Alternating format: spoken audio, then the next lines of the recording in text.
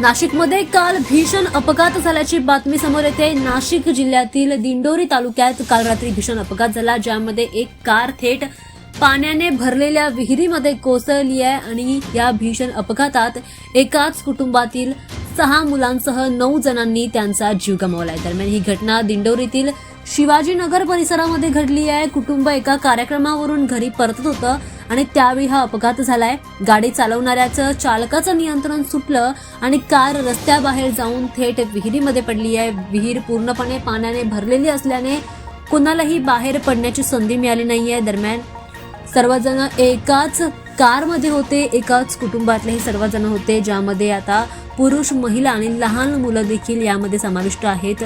दरम्यान संपूर्ण कुटुंब एका क्षणात संपल्यामुळे परिसरात शोककळा पसरली आहे। अपघातानंतर स्थानिक नागरिक, पोलीस, अग्निशमन दल आणि आपत्ती व्यवस्थापन पथक घटनास्थळी दाखल झालेलं आहे।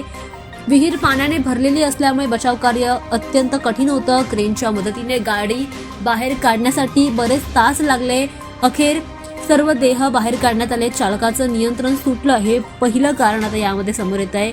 विहिरीभोवती कोणतीही योग्य अशी सुरक्षा भिंत नसल्यामुळे हा अपघात झाल्याची शक्यता व्यक्त केली जाते। दरम्यान पोलिसांनी या अपघाताची आता चौकशी करायला सुरुवात केली आहे। राज्य सरकारने या कुटुंबियांना प्रत्येकी 5 लाख रुपयांची मदत जाहीर केली आहे। त्यासोबतच अशा प्रकारच्या उघड्या विहिरींचा सुरक्षा ऑडिट करण्याचे देखील आदेश दिलेत। ही घटना घडल्यानंतर आता परिसरामध्ये शोककळा पसरली आहे। प्रशासनाने तातडीने उपाययोजना करण्याचं आणि नागरिकांनाही सुरक्षिततेची काळजी घेण्याचं आवाहन केलेलं आहे आणि ते महत्त्वाचं म्हणजे ते गरजेचं आहे। दरम्यान हा अपघात केवळ एक दुर्घटना नसून सुरक्षा व्यवस्थेतील मोठी त्रुटी देखील आता समोर आणतोय।